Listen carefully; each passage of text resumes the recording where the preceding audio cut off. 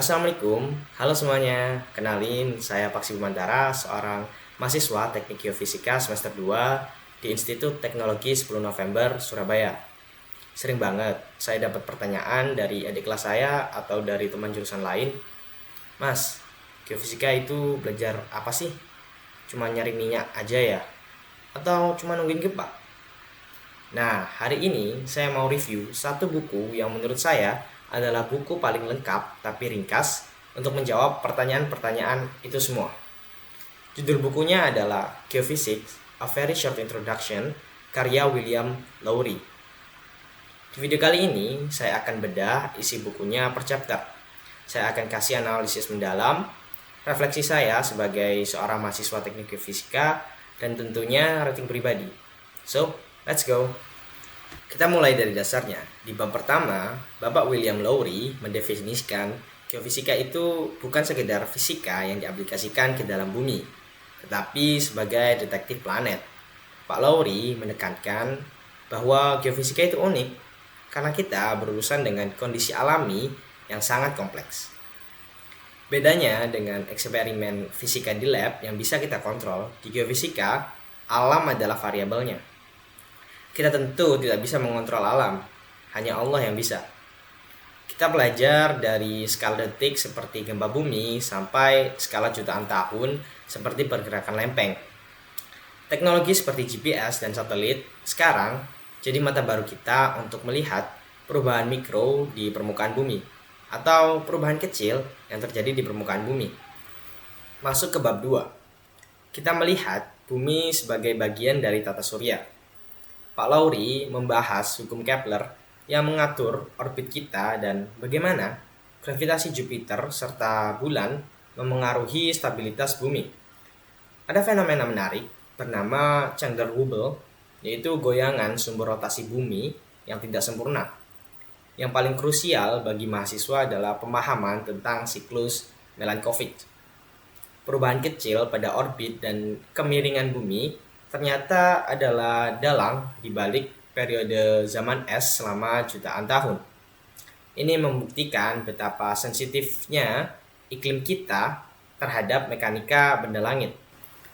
Di bab 3 membahas seismologi. Pak Lowry di sini menjelaskan bagaimana gelombang P kompresi dan gelombang S geser menjadi alat utama kita untuk memetakan interior bumi, atau dalam kata lain memetakan bawah permukaan bumi. Karena gelombang es tidak bisa merambat di fluida atau benda cair, kita jadi tahu kalau inti luar bumi itu cair. Pak Lowry juga mengenalkan konsep seismik tomografi yang mirip seperti CT scan medis tapi untuk bumi. Seismik tomografi itu berguna untuk melihat perbedaan suhu dan densitas di mantel. Bab ini menegaskan bahwa seismologi adalah cara kita melihat tanpa harus menyentuh. Lanjut ke bab 4 tentang aktivitas seismik. Di sini fokusnya adalah pada gempa bumi sebagai pelepasan energi.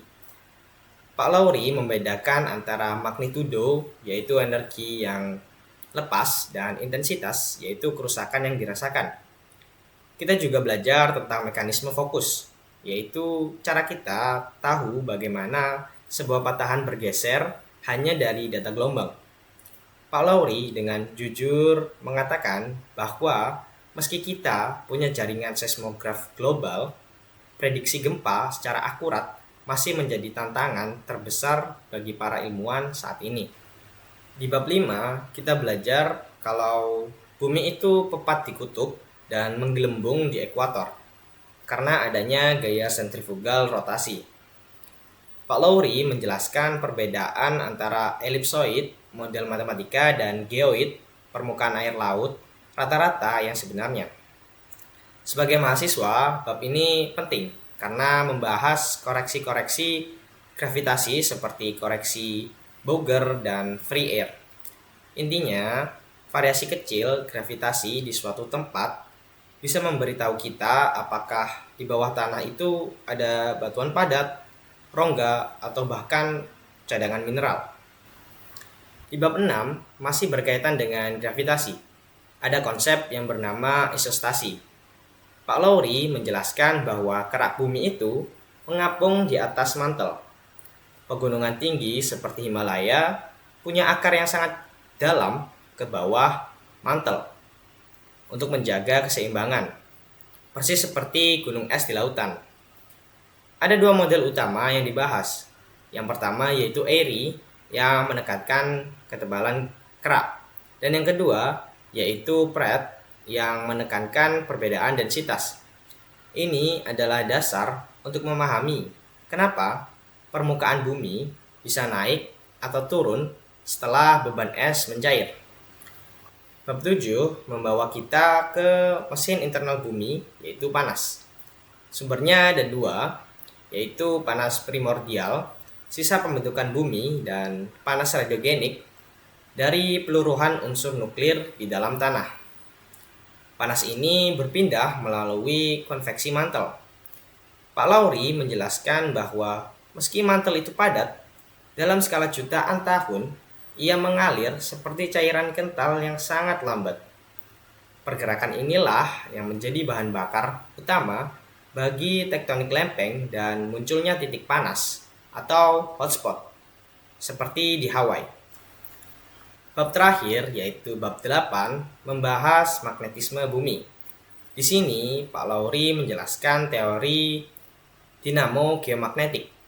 Bagaimana gerakan besi cair di inti luar menciptakan medan magnet raksasa. Hal yang paling seru adalah geomagnetic reversal, di mana kutub utara dan kutub selatan magnet bumi bisa bertukar posisi secara periodik. Rekaman magnetik di dasar samudra menjadi bukti yang tak terbantahkan bahwa lantai samudra terus melebar atau disebut juga seafloor spreading, dan benua-benua memang bergerak.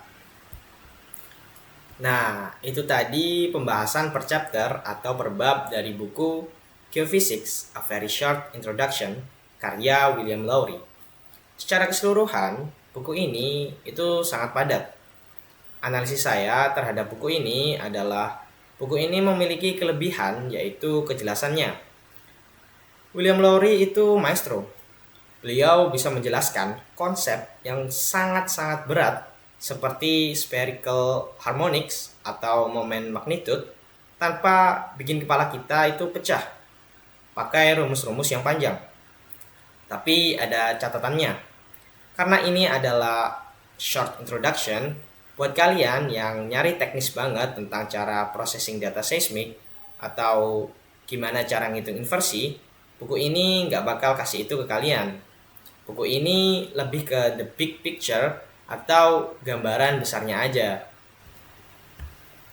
Sebagai seorang mahasiswa teknik geofisika, membaca buku ini membuat saya sadar kalau mata kuliah yang kita anggap terpisah-pisah seperti geodesi, seismologi, tektonofisika, dan lain sebagainya sebenarnya adalah satu kesatuan, yaitu cerita tentang bumi.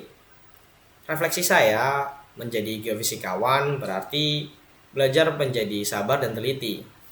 Karena data yang kita ambil dari permukaan adalah bisikan dari proses yang terjadi ribuan kilometer di bawah permukaan bumi. Buku ini wajib dibaca buat kalian para mahasiswa baru teknik geofisika biar kalian nggak tersesat ataupun bingung.